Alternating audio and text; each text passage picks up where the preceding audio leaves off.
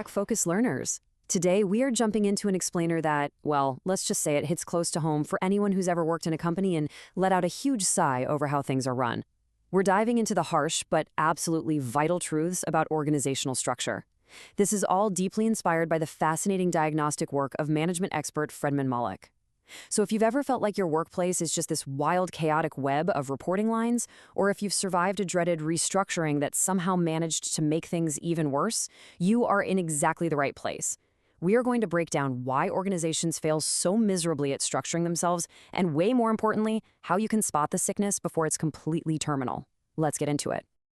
Right off the bat, Section 1, the illusion of constant reorganization. Let's bust a massive corporate myth. You know the drill, right? Whenever profits dip or a big project completely flops, what do companies instinctively do? They reorganize. They just shuffle the deck chairs around. But Malik has a stark, almost painful warning about this. He says if your organization has reorganized in the last 2 years, it didn't solve the problem. It just moved it. Ugh, let that sink in for a second. Think about the last big corporate shakeup you had to live through. Did the actual everyday roadblocks disappear? Or did the exact same chaos just get slapped with a brand new department name? Because honestly, continuous reorganization isn't a cure at all. It's actually a screaming symptom of a deeper disease. So it's absolutely crucial to understand the difference between actually solving a problem versus merely moving it. Fixing an organizational flaw means laying down entirely new foundational bricks.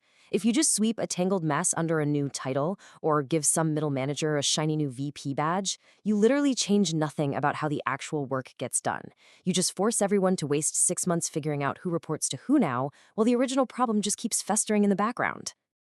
Moving on to Section 2, Malik's 3 key questions.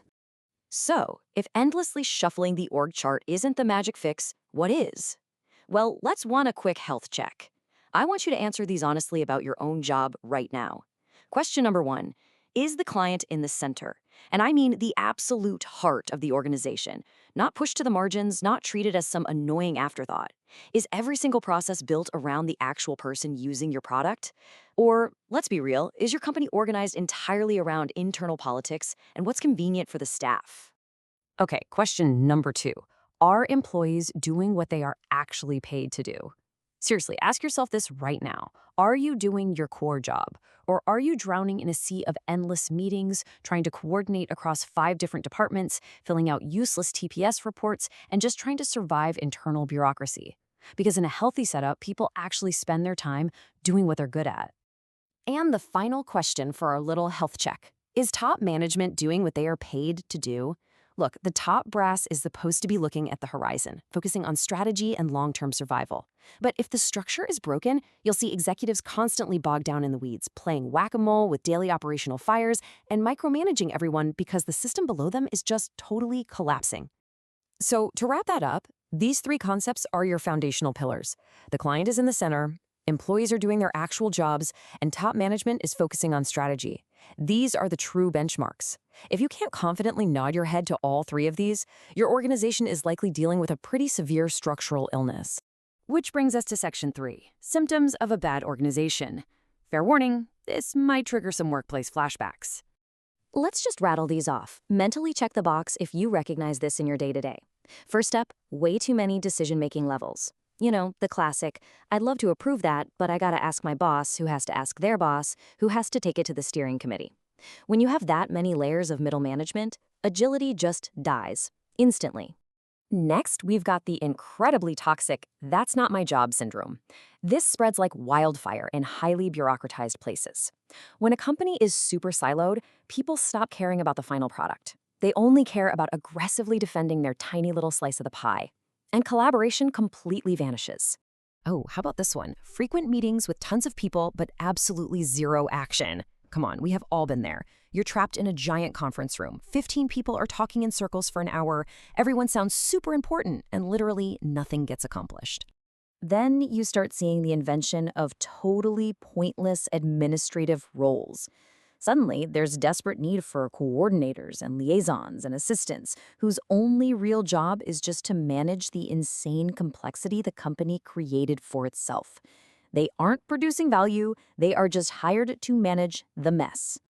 And finally, symptom number 5, The reality of everyone doing a little bit of everything. It's a whole building full of jacks of all trades, mastering absolutely nothing.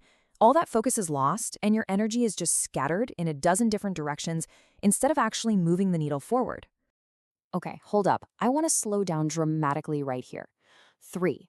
If you just sat there and nodded along to even 3 of those symptoms we just went through, you've diagnosed the disease.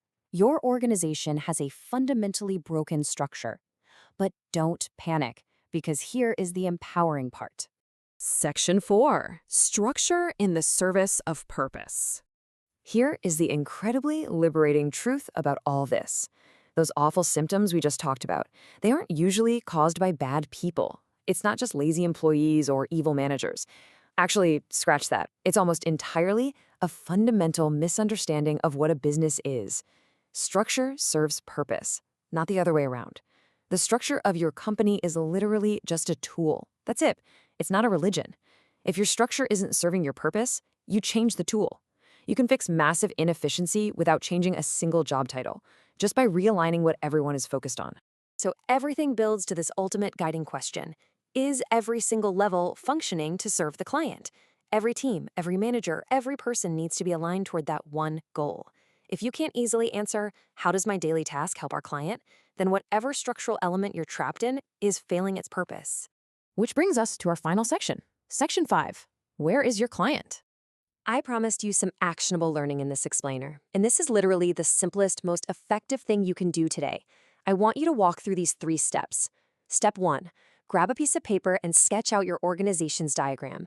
Just a rough, messy sketch is fine. Step 2, take a red pen and mark exactly where the client sits in that web. Are they smack in the middle, driving every arrow, or are they sort of hovering awkwardly on the outside edge? Look, if the client is on the fringes or missing entirely, that is hard, undeniable data. Which brings us to step 3. Take that piece of paper to your boss and start a real conversation about realigning your team's focus. So I'm going to leave you with this final thought hanging in the air. Where is the client in your diagram? Really think about your workplace tomorrow morning. Is your structure a tool that drives your purpose, or is it just a cage that creates chaos? Take out a pen, draw the map, and find out for yourself. Thank you so much for hanging out with me for this explainer. Keep learning, keep asking the hard questions, and I'll catch you next time.